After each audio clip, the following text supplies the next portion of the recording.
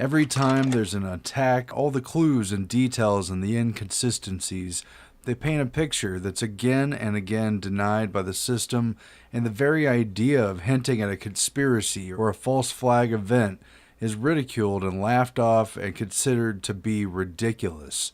And yet this has happened time and time again in history. Most of it isn't documented, but there are certain cases where it was explicitly stated, and one of those places is with Operation Northwoods. So we thought we would look at this document for Operation Northwoods. It was declassified because the problem with people forgetting history or failing to research history or failing to look into history is they forget these things ever happened, and then history continues to repeat and people act like they have no idea why. I hear debunkers all the time when these major false flags happen. They make these arguments like, how could large numbers of people lie about their identity? How could there be large numbers of crisis actors? How could they have fake funerals with fake victims? How could any of that stuff ever happen? How could so many people keep a secret? Exactly. And you hear that over and over and over every time there's a major event that has all the hallmarks of being a false flag. Well, if you go back and look at this particular document, they outline all of this stuff in print. How could those things happen? Well, just ask the Joint Chiefs of Staff after their meeting in March 1962, where they laid out exactly how it could happen, all in print, right there. It should be damning. It should be enough to shut this stuff down, but not enough people seem to know about it. And we just thought, I know a lot of people are familiar with this document, a lot of people have seen it, but if you haven't seen it in a while or you've never seen it, we thought this was a perfect time to go back and really analyze this document thoroughly. I'm going to leave a link in the description so that you guys can go download it and look at it for yourselves. But I think when you look back at some of the things that have happened over the last 20 years especially, and then you reread this document or read it for the first time, a lot of things are going to start to make sense. This is the memorandum for the Secretary of Defense dated 13 March 1962, subject, justification for U.S. military intervention in Cuba, TS, I guess, top secret. It says, number 1, the Joint Chiefs of Staff have considered the attached memorandum for the Chief of Operations Cuba project, which responds to a request of that office for brief but precise description of pretexts which would provide justification for U.S. military intervention in Cuba. He just launched an invasion on a small country. Yes, but he was justified. Number 2, the Joint Chiefs of Staff recommend that the proposed memorandum be forwarded as a preliminary submission suitable for planning purposes. It is assumed, by the way, that there will be similar submissions from other agencies. So this isn't just the Joint Chiefs. This is agencies, plural. And that these inputs will be used as a basis for developing a time-phased plan. Sounds very serious. And then it says, it is recommended this responsibility for both overt and covert military operations be assigned the Joint Chiefs of Staff. And then it's signed by Lemnitzer. Then it goes on to say, note by the secretaries to the Joint Chiefs of Staff on Northwoods, a report on the above subject is submitted for consideration by Joint Chiefs. So this is their report. Then you have this document that's been attached, which is a very poor photocopy. They always do that, especially on things where they really don't want people to actually read it. Like they couldn't make another photocopy that's actually legible. It's kind of ridiculous. But what this says is that, number 1, this is note by the secretaries. Number 1, at their meeting on 13 March 1962, the Joint Chiefs of Staff approved the recommendations in paragraph 8 of JCS 1969/321. But so they approved the recommendations in paragraph 8. So they were moving forward with this. And then they've got something down here totally blacked out that they don't want you to see even now. Then it goes on to say, this is a report by the Department of Defense and Joint Chiefs of Staff representative on the Caribbean Survey Group. If you just heard the name Caribbean Survey Group, you wouldn't even think twice about what that means. To the Joint Chiefs of Staff on Cuba Project Top Secret. This one is dated 9 March 1962, just a couple days before. So they were moving pretty fast as far as the government's concerned on this. Now it's going to identify the problem, quote unquote. As requested by Chief of Operations Cuba Project, the Joint Chiefs of Staff are to indicate brief but precise description of pretexts which they consider would provide justification for U.S. military intervention in Cuba. And there's an asterisk down here, and it says Memorandum for General Craig from Chief of Operations Cuba Project Subject Operation Mongoose, dated 5 March 1962, which is on file. And Operation Mongoose was a plan to infiltrate and foster a rebellion against Cuba and ultimately to overthrow the government and establish a new one. So it was everything from sabotage on up that they could utilize. And this is in classic Hegelian dialectic fashion. It's problem, reaction, solution in a textbook format. They openly tell you what conclusion they want to reach, the justification for war with Cuba, and they're looking for a reason. They're looking for the pretext that will make that justifiable, some sort of event. A lot of these pages in the middle are just repeating the general idea of they want justification for intervention, they need to come up with a plan, this is the way they're going to do it, and they repeat a lot of stuff over and over. So I'm just going to skip forward to the meat of the document, which is Appendix A. This, if you haven't seen it yet, it will blow your mind that they put this in print, and it will make you question, for all the things that have happened since then, how many documents like this have they yet to declassify that are laying out things that have happened. And a lot of the things that are in this appendix, very similar things have happened. And it definitely makes you wonder. It starts out with a parenthetical about how the courses of action which follow are preliminary submissions suitable for planning purposes. They are arranged neither chronologically nor in ascending order. And then it goes on to repeat that this is going to be part of their single integrated time phase plan for justification, blah, blah, blah. Number 1, since it would seem desirable to use legitimate provocation as the basis for U.S. military intervention, not that I'm really sure that any of this is legitimate, but whatever, in Cuba, a cover and deception plan to include requisite preliminary actions such as has been developed in response to Task 33C could be executed as an initial effort to provoke Cuban reactions. Harassment plus deceptive actions to convince the Cubans of imminent invasion would be emphasized. Our military posture throughout execution of the plan will allow a rapid change from exercise to intervention if Cuban response justifies. So that sounds a lot to me like going from a drill to live. And this is the military and the government admitting how deceptive they are about these events. Time and again, there's calls to patriotism. There's accusations for anyone who dares to question events. And there's false logical fallacies put forward to obscure any debates and questions. But this is a government practicing deception. How can they not be questioned? Then it goes on to say, a series of well-coordinated incidents will be planned to take place in and around Guantanamo to give genuine appearance of being done by hostile Cuban forces. Because nobody's out there who's going to know, except the people that are all in on it. And then it says, A, incidents to establish a credible attack. I think they should have put credible in quotes, don't you? Not in chronological order. 1, start rumors. Many, use clandestine radio. So there's your propaganda. Number 2, land friendly Cubans in uniform, quote, over the fence, end quote, to stage an attack on the base. Capture friendly Cuban saboteurs and start riots near the baseman gate with friendly Cubans. All of these being friendly Cubans. You could substitute crisis actors. You could substitute CIA contractors. But the point is, it's not legitimate. It's not real. And again and again. Blow up ammunition inside the base, start fires, burn aircraft on airbase, sabotage, lob mortar shells from outside of base into base, some damage to installations, capture assault teams approaching from the sea or vicinity of Guantanamo City, capture militia group which storms the base, sabotage a ship in the harbor, large fires, naphthalene, sink ship near harbor entrance, conduct funerals for mock victims may be in lieu of 10. So all those people who say they would never do that with the fake victims, and I know someone who knows someone whose mailman's grandma's cousin's friend of a friend's brother's teacher's neighbor's pet's friend was down there, and so it definitely happened. Let me just point you out to number 11 here, where they talk about conducting funerals for fake victims. That's what they say right here in print that they would do. So therefore, how can we not question it? If something doesn't look right and it doesn't pass the sniff test, why are we supposed to take away our own logic, our own critical thought process, our own brain, and just throw that out the window and replace it with official narratives and mainstream media propaganda. Why would anyone be okay with them playing with our heartstrings and toying with our emotions? Exactly. It says it right there.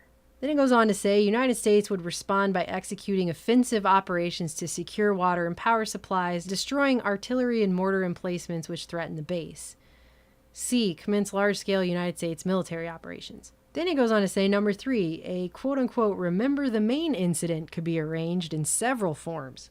And of course, the Maine was the ship that was sunk in Cuba back in 1898, and it was pretty clearly a provocated fake event, but it was used to sell the public on the U.S.-Spain War, the Spanish War over Cuba.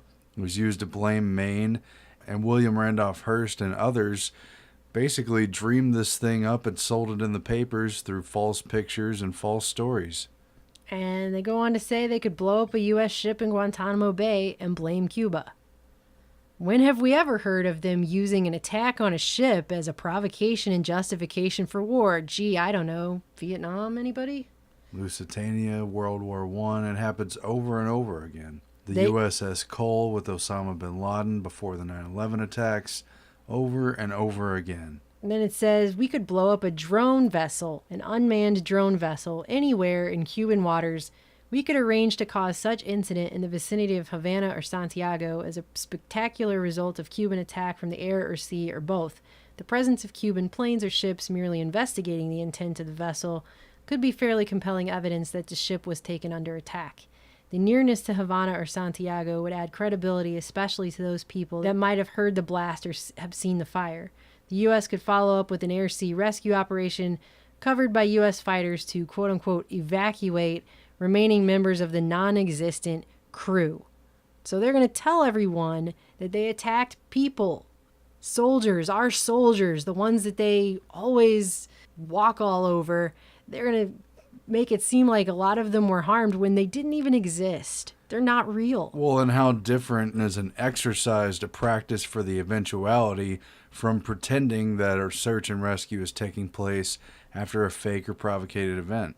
But they're going to take it a step further by placing casualty lists in U.S. newspapers to cause a helpful wave of national indignation. So they're going to print the names of the non-existent dead soldiers from the drone ship that was fake attacked outside of Cuba. To toy with emotions and get the American public on their side. Then it goes on to say they could develop a communist Cuban terror campaign in the Miami area, other Florida cities, or even in Washington. The terror campaign could be pointed at Cuban refugees seeking haven in the United States. We could sink a boatload of Cubans en route to Florida, real or simulated. They don't care if it's real human beings they're murdering. They don't. So, hoax or no hoax, they'll kill people or not. Whatever you want. We could foster attempts on lives of Cuban refugees in the United States, even to the extent of wounding in instances to be widely publicized. Exploding a few plastic bombs in carefully chosen spots, the arrest of Cuban agents and the release of prepared documents substantiating Cuban involvement also would be helpful in projecting the idea of an irresponsible government. They're going to set off plastic bombs. They're going to foster attempts on lives. They're going to sink boatloads of people, real or simulated. And this whole contrived terror campaign was carried out with the help of NATO in Europe under Operation Gladio. This was done to neutralize their opposition. Then it goes on to say, a Cuban-based Castro-supported, quote-unquote, filibuster could be simulated against a neighboring Caribbean nation in the vein of the 14th of June invasion of the Dominican Republic. We know that Castro is backing subversive efforts clandestinely against Haiti, Dominican Republic, Guatemala, and Nicaragua. I'm pretty sure a few of those also had CIA coups, but whatever, at present and possible others. These efforts can be magnified and additional ones contrived for exposure. Contrived for exposure. Contrived for Exposure. By Calvin Klein. Contrived for Exposure, starring the dictator of this episode. It sounds like a Lifetime. Days of Our Lives. I know. It sounds like a Lifetime Network movie starring Dick Cheney. How many eyes take this stuff for granted and believe what they're told on the news when they're admitting that they contrive these events for exposure so that the public can see them. And then it says, for example, advantage can be taken of the sensitivity of the Dominican Air Force to intrusions within their airspace. Quote-unquote Cuban B-26 or C-46 type aircraft could make cane-burning raids at night. Soviet bloc incendiaries could be found. This could be coupled with quote-unquote Cuban messages to the communist underground in the Dominican Republic and quote-unquote Cuban shipments of arms, which would be found or intercepted on the beach. That sounds pretty familiar to me too.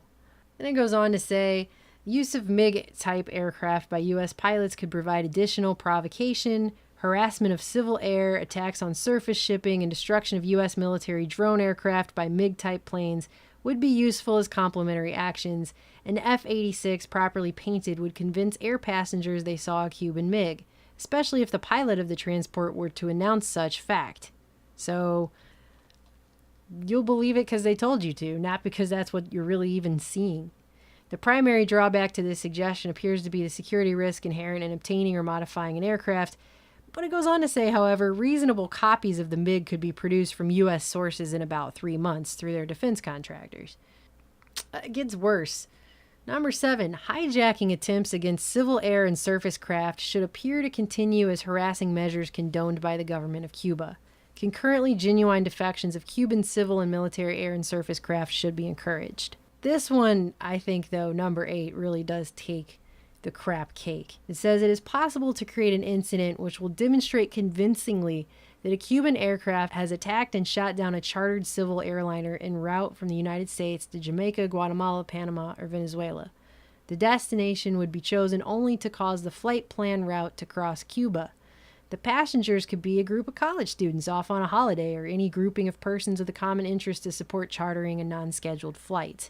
But this is what really would happen. An aircraft at Eglin Air Force Base would be painted and numbered as an exact duplicate for a civil registered aircraft belonging to a CIA proprietary organization in the Miami area. At a designated time, the duplicate would be substituted for the actual civil aircraft and would be loaded with the selected passengers who are all boarded under carefully prepared aliases. Fake passengers. The actual registered aircraft would be converted to a drone. So, they can convert commercial airliners into drones. Just by the way, for anyone not paying attention for the last, 16 years.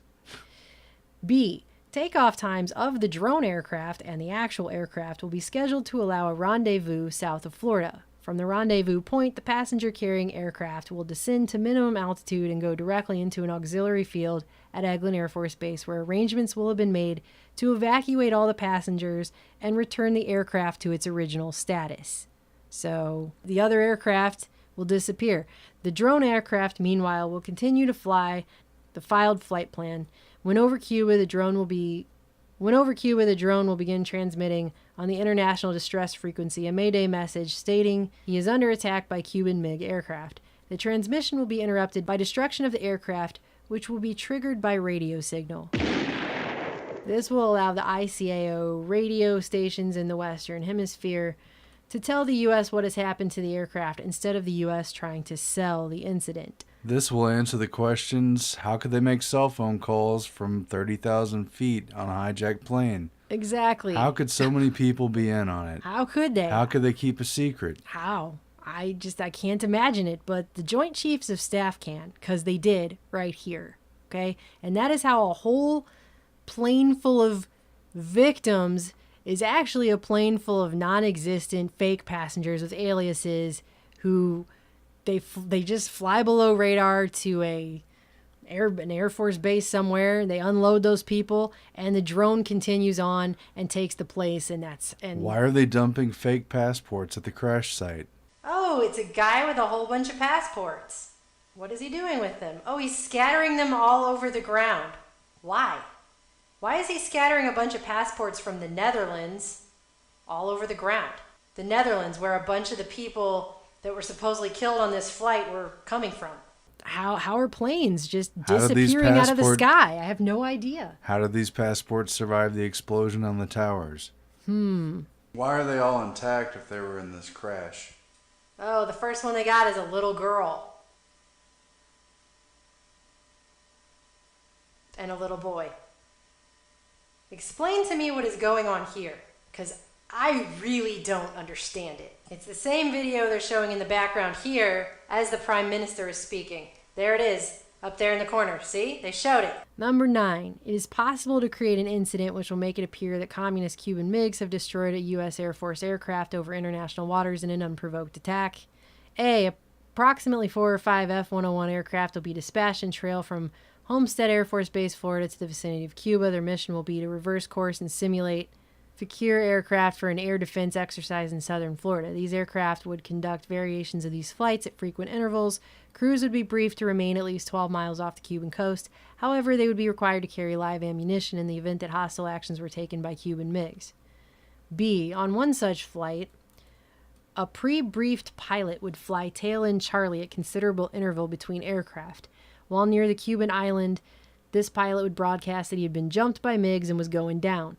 No other calls would be made. The pilot would then fly directly west at extremely low altitude and land at a secure base, an Eglin auxiliary. The aircraft would be met by proper people, quickly stored, and given a new tail number. Now that plane no longer exists. The pilot who performed the mission under an alias would resume his proper identity and return to his normal place of business. The pilot and the aircraft would have then disappeared altogether off the face of the planet. Neither one exists. Then, at precisely the same time that the aircraft was presumably shot down, a submarine or small surface craft would disperse F-101 parts, a parachute, etc., 15 to 20 miles off the Cuban coast and depart. The pilots returning to Homestead would have a true story as far as they knew. Search ships and aircraft could be dispatched and parts of the aircraft found. This is a pro-Russian separatist standing on a piece of this plane, which just so happens to be intact enough to show you that it is a Malaysian Airlines flight, because that's their logo. And that picture's been floated around everywhere. And there's even this tweet of kids supposedly standing on another piece of wreckage. But these pieces look inconsistent with all the other photos we've seen of this crash site. Yeah, does that look anything to you like this? Which is what all of the mainstream media outlets are showing everyone. You've got all this explosion everywhere, and you can't hardly see anything. These two things look like movie sets, and they don't reconcile with each other. History repeats again and again because people continue to believe it. And then it also has this enclosure B, facts bearing on the problem, and it says they've previously stated that U.S. unilateral military intervention in Cuba can be undertaken in the event the Cuban regime commits hostile acts against U.S. forces or property, which would serve as an incident upon which to base overt intervention. The need for positive action in the event that their current covert efforts to foster an internal Cuban rebellion are unsuccessful, which was indicated by Joint Chiefs of Staff on 7 March 62 as follows: determination that a credible internal revolt is impossible of attainment during the next 9 to 10 months will require a decision by the United States to develop a Cuban provocation as justification for positive U.S. military action. So they were covertly fostering an internal Cuban rebellion, but if it didn't work in 9 to 10 months, they were going to have to do something else. It is understood that the Department of State also is preparing suggested courses of action to develop justification for U.S. military intervention in Cuba, because that is what the Department of State is all about. That's why the Department of State exists. So this is the document right here.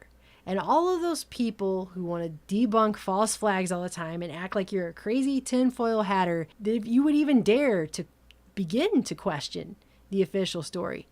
This is why people question the official story. You and I are not supposed to question this, but they've institutionalized a playbook of deception, fake airplanes, fake passengers, mock funeral victims, staged sabotage, staged riots, and more. It's a stacking of the deck, people. I would love to live in a world where you get up in the morning and whatever's on the news, that's just a straight retelling of things that are actually happening, and that we don't live in a country where they've legalized the use of propaganda against the American citizens, and you can't take anything you're being told at face value, because there's so many layers upon layers upon layers of deception with this stuff. But this document right here, I feel like, is key, because it is the closest that you get to seeing how far they would go, how many people they could get to be involved in such a level of deception, and how little they actually care for human life. And the funerals and the victims, yeah, they will make up funerals. They will make up victims. They will make up explosions. They will make things up. They will lie. So the next time somebody acts outraged that you could possibly question whether a major event that they're pushing in your face 24 hours a day, 7 days a week, while threatening to take away civil liberties, while threatening to consolidate more power, while threatening to turn this place into an even bigger police state than it is, just point them to this document. Download it, print it off, and hand them a copy. Say, here's a little light reading for lunch. Because I don't think anybody should even get mad for asking questions until they've properly educated themselves on why anybody would ask a question in the first place.